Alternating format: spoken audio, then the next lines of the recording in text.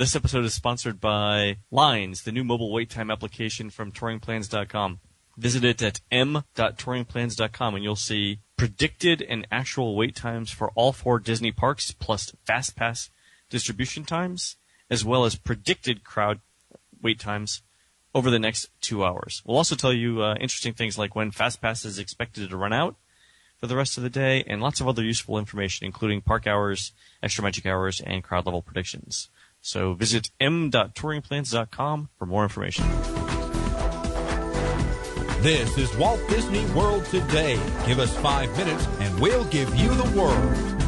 It's Monday, November 30th, 2009, and this is episode 650 of WDW Today. I'm Matt Hochberg of StudioCentral.com. Joining me on today's show is Len Testa, co-author of the Unofficial Guide to Walt Disney World. And Len, I just can't put down my my Touring Plans mobile site, the Lines application you guys came out with. I'm just checking it all the time, even though I'm at work, and it's still fun to do, even though it doesn't benefit me at all. At all, no. Well, thanks very much. We're looking to do some enhancements to that in the near future too. So thanks. Very nice. It's like, I'm at work and it'd be like, I can't believe how long the line is for this attraction. Or look, Toy Story Mania, 10-minute wait. Gotta go. Yeah, sorry. I'm not feeling very well at work. Swine flu coming on now. Must leave. Also joining us on today's show is Mike Newell of Mouse World Radio. Welcome, Mike. Hey, Matt. It was a great live show we had last night, huh? Yeah, really good. Only one Medina question. Always good if we can limit him to just one call. Whew. Yeah, he's always trying to call in, I know. You can only hope to contain him. That's right. Also joining us on today's show is Mike Scopa, a senior feature writer and blogger for allears.net. Like, Matt, it takes a little doing to set these things up. It's a little doing to set these things up. Len, in midnight, setting up a tent. Setting up a tent for Tent Fest. I'm going to go with PhilharMagic. No. Right Park? Right Park. If you had wings. It takes a little what to set these up? It takes a little time to set these things up. Fantasy in the Sky. No, very, very subtle statement in an attraction in the Magic Kingdom. Frontierland Shooting Arcade. No one ever says it. Close. You're getting close. You're getting close. Country Bear Jamboree. Country Bear Jamboree. Next time you go, listen for that line. It takes a little doing to set these things up. Well, according to my application here, it's not a very good time to go, so I won't be anytime soon. Sorry. Okay. And on today's show, sometimes people send us emails, with questions, and I expect them to get answered 6 months later in a question show. But I can tell you one thing. When Amber from Dallas, Texas sent us this email, she had no idea that A, we were going to actually answer it on time, and B, we were going to dedicate a whole show to it. Now she's going to send a lot of emails and expect the same thing, and it ain't going to happen. But I was going to say you're setting yourself up for failure there by. Yeah, that's right. Was Amber's email only answered after 120 days? Was that good for us? That's right. This is actually not bad. We're only a few months behind. Months behind. So anyway, happy July 4th, Amber, and hope that sunburn of yours has gone away by now. Well, Amber from Dallas, Texas writes to us, howdy y'all, or should I say good day, Governor. This is Amber from Dallas, Texas. I just began listening to your Mickey's Not So Scary Halloween podcast on my way to work this morning, and I'm sincerely hoping you're planning something similar for Mickey's Very Merry Christmas Party. That's a good idea, Scopa. We should add that to the list. Mm-hmm. My husband, my 4-year-old daughter, and I will be heading down the week of December 6th through the 12th. Wow, just got this one in. We're heading to the world on December 8th based on recommendations that a Tuesday night should be less crowded. Oh, yeah. We would love your input on the can't miss events taking place that night, as well as touring plan recommendations. We're primarily interested in Mickey's Very Merry Christmas Party specific events, as we have a week to tour the parks and attractions. What's really funny is I just updated the Mickey's Very Merry Christmas Party plans, 2 days ago. Well, alright, well, why don't you, tell us, give Amber maybe a general idea of what her strategy should be. So if you're going there for the show, for the party specific things, right?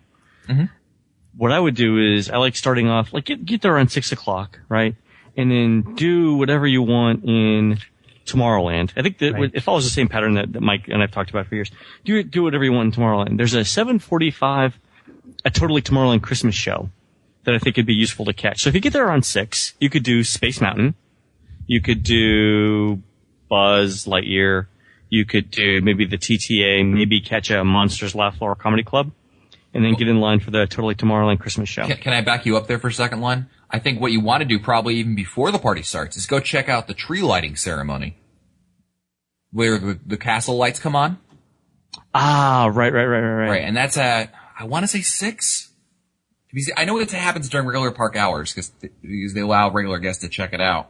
Does anyone remember what time it was? I want to say 6, but 6 sounds about right. That's what it used to be. I think it's around 6, Matt. I don't know if it's exactly at 6, but it's usually between 6 and 6:30. I know that. Depends upon how dark it is too, doesn't it? Yeah, I know the Osborne lights turn on at 6, so that's why I'm thinking 6 o'clock also. But I know it's during regular park hours, but definitely before you even get there, make sure you get time to go check that out. Because there's a little ceremony. It's not like you just flip the switch and be like, oh yeah, the lights turned on. They have a nice little thing there with the fairy godmother from Cinderella, and it is really nice. You should definitely check that out, before the show. Yeah. Speaking of the show, or speaking of the party rather, has anyone heard any reviews yet of the Totally Tomorrowland Christmas show? Jack Spence did something on allears.net. I would recommend people to go to All Ears to look at his review. I don't recall what Jack said. All I know, it has to be pretty good because it replaced something that was extremely loved, and so that's one strike against it. The other strike against it is that Stitch is in the show, and they keep throwing Stitch down our throat. And one of these days they'll realize that Stitch just does not work in a theme park. Yeah. I'm hoping it's going to be a fun event over there. But of course, I guess at Reunion we'll figure out. You'll be sure to check that out at Scopa and have the full review on that. Yep. The Celebrate the Season show, that's at in front of the castle. What's a good time to check that out? Go ahead, Len. Go ahead. I'm thinking one of the later shows. There's only 3 of them, right? There's a 7:45, a 10:05, and an 11:20 show. Yep. 11:20 is a bit late for anyone with kids. The 10 o'clock one would be pushing it. What we're telling people to do is essentially start in Tomorrowland, work your way counterclockwise, and maybe if the kids are up for it, end up there for Celebrate the Season at 10 o'clock. Assuming you get there at 6, you're leaving around 10:30. Do something like that. I agree, Len. I want to back up. The castle lighting ceremony is at 6:30. Thank you. Okay. Len, I like going to the last show because there's hardly anybody in the park. It's 11:20. Yeah, what the heck? It's 11:20. I can remember watching it with Annette and Becky last year and the year before. We watch it. We go to the late parade. Go to the late parade, and then we walk over to the castle. Yep. So 10:30 parade. Yeah. So that's if you could stay up late, that would be good advice. So again, start in Tomorrowland, work your way counterclockwise, skip the first parade, which is at 8:15. So by that time, you'd be somewhere in Fantasyland, doing all the Fantasyland rides while everyone else is looking for the first.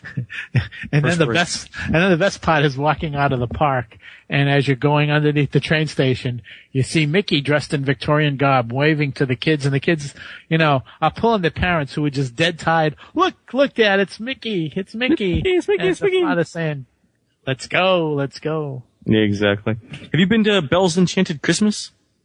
I have not. What? I know, blasphemy. Join Belle as she tells the story of her enchanted Christmas in Belle's Fairy Tale Gardens.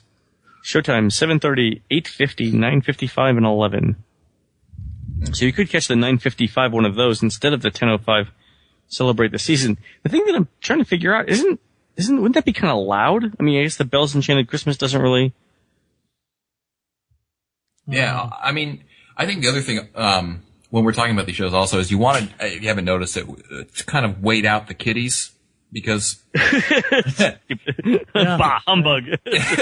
Well, I mean, ideally you want to go to a show where you don't have to wait a long time in line, and certainly the later shows are going to have less crowds, and that's because, the families there with the small children are going to be, obviously the longer you go, the more tired they're going to get. Right. Somebody's going to get. And, so, I mean, take advantage of the later shows. I mean, I know the one thing we used to tell before Scopa about Very Merry was that back when they had, last year, the 'Twas the Night Before Christmas show was always, our advice was, go see the first one, cause that one, you had to go see it. But I think with the other shows, it's okay to wait it out and try to, plan out the last, the ones that start around 10 o'clock, 11 o'clock at night.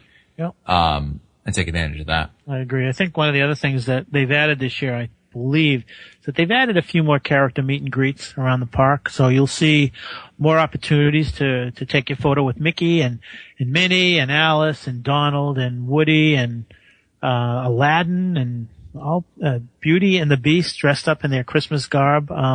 There's a whole bunch of extra character greet and meets this year. There's 3, right? There's Toontown, Fantasyland, and Adventureland. Adventureland. And then there's the dance party weird thing, right? The dance party in Fantasyland. Right. But from 7 to 11:30, you could find yourself, with all kinds of photo ops. So that's good. That's true. Go ahead, Lon. A couple of other things. So the parade. So people are always wondering where the parade begins. The parade begins in Frontierland. It works its way to Main Street. Mm-hmm. And there's special merchandise obviously on Main Street in the Emporium, in Tomorrowland, in Fantasyland, and then in Liberty Square as well. If you really want to see the parade, kind of twice, I mean, you could go see it if you watch it on the Pirates of the Caribbean side of Frontierland, kind of like by the Splash Mountain Bridge, you can kind of, after you see the end of it, you could, if you really motivate, you could run down back towards, say, Crystal Palace over there and probably catch the tail end of the parade again if you're... That's true, you probably could, because it has to go around the central hub. Yeah, exactly. So you probably... And it moves at 2 miles an hour. Yeah. You could totally do it, yeah. Amber also wants to know, do you know if the campsites and cabins at Fort Wilderness will be decorated as early as the first week in December? Would you let's answer that question first.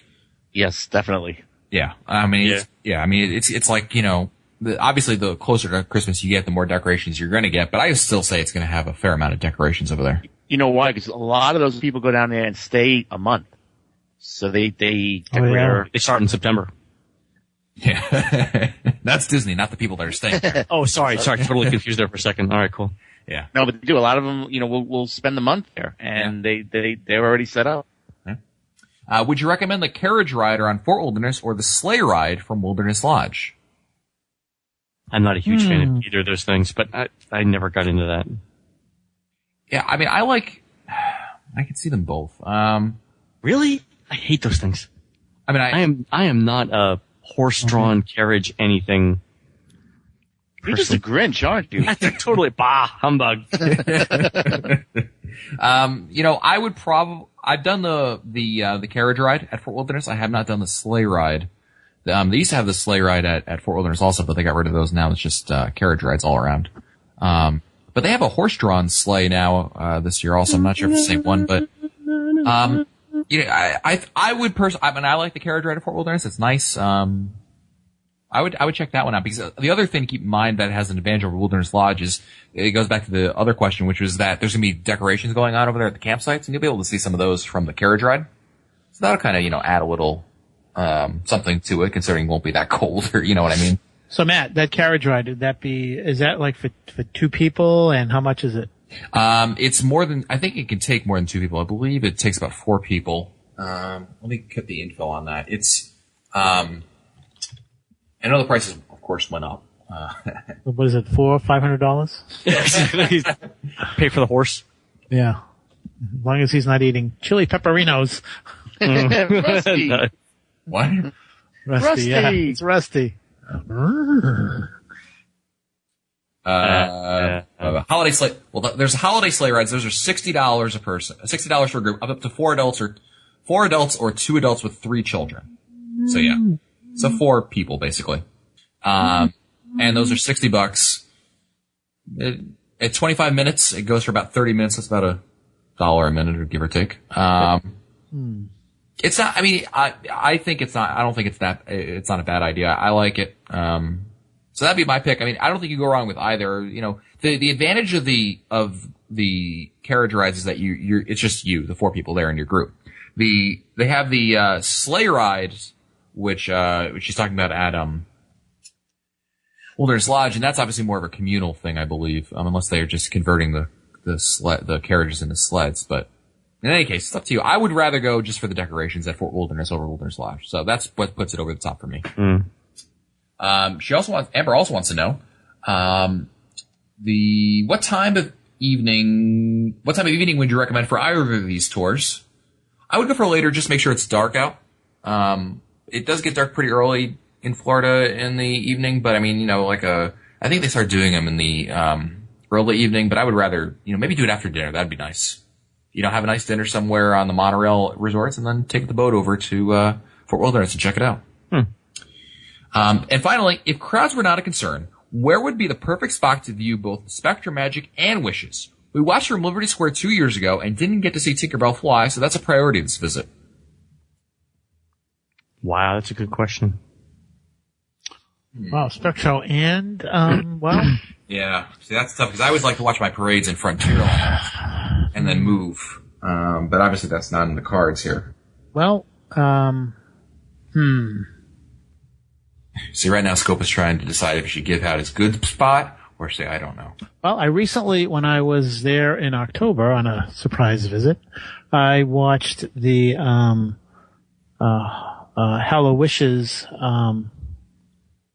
Hallowishes presentation from between the partner statue and the castle. And if you get there early enough, you could probably watch the parade there and watch the parade, watch the Wishes, watch Holiday Wishes, and you could see Tink at that point. That would be a spot that I would go to. A really good place to see Tink, but you're not going to see the parade really well, is if you're right near the Tomorrowland Terrace, you can see her going right over you, you know. Well, I mean, one strategy I like, it's not the same spot. Go ahead. Thank you, Matt. I like to watch my parade in Frontierland, and then, like I mentioned before, head on over to around Crystal Palace over there, and you can usually, even if it's crowded, get a spot in that area to watch Wishes from. It's a good vantage point, not many trees from over there, but it's really hard. I mean, really the spot you're talking about, if you want to see both Wishes and the parade, and not move, would obviously have to be somewhere on Main Street, and it's just, you're going to be standing at one place for a long time because you have to stake out the spot for the parade, and then, or the fireworks, depending on when the schedule is, and then, stay there for the other one. So that's just going to be an issue, just you're standing there for a long time. But otherwise, I mean, I would probably say, you would probably agree with me, Mike, that you'd want to be halfway up Main Street or close to the castle if you want to see, Tink is a priority. Yeah, as opposed to watching it by the train station, for instance. Right. If you can be between the partner statue and Casey's, but maybe a little bit on the right hand side of Main Street, that would be a good spot. Okay. Yeah. So just Amber, I mean, if that's what you want to see, there's nothing wrong with that. You're just gonna have to give yourself plenty of time, and you got to watch out for the last minute scooter. Yeah, yeah. The person who. Yeah. Ooh, there's 6 inches next to you. I can easily fit my family in that spot. The person, yeah. Yeah. Here's my question about Tink. What stops her at the end of the line? Wall. I've heard many things. I've heard so many things. One thing I heard was that there are 5 or 6 really big cast members with a huge mattress that stops her. I've also heard that that line kind of goes up a little bit towards the end when it's out of view, and it's sort of brings her back down. I have no idea which of those two is the How truth. would the line go back up? I don't know, Lynn. I don't know. It's probably it could go on a curve in theory and slow her down anyway. Right. I always envisioned that It's physics, Lynn. It's physics. Yeah, okay, so I was gonna... Yeah, Mensa boy. So work with me on this. So it's a straight line down, right? It has to be a straight line down. Even a curved line down, right? Because she's sliding, there's no propulsion. At the point where it ceases to curve down and it goes up, what's holding onto the line to let it curve up? Got me. Yeah. Metal? Okay, so all right. Well, good thing to find out. That's research for December. All right, so I'm gonna need I need a Tinkerbell outfit. Now, what you need is a speed gun like the police have, a radar gun, and see how her speed goes. If she keeps on going faster and faster, she goes down, then we know that someone's stopping her at the bottom. But if she starts to slow down a little bit towards the end, something's going on. How about you just watch her from the other point, from the castle back, and get like night vision goggles? And I'm just going to repeat. I need a Tinkerbell outfit, and someone needs to get me into the castle. We're gonna have to capture that and use that in a future show. Nice. What the heck? Where's the line? And why is the line on Tinkerbell's robe sagging so much? Why is she cursing as she flies down? Why does she have a Van Halen shirt on? What is this? What? Anyway.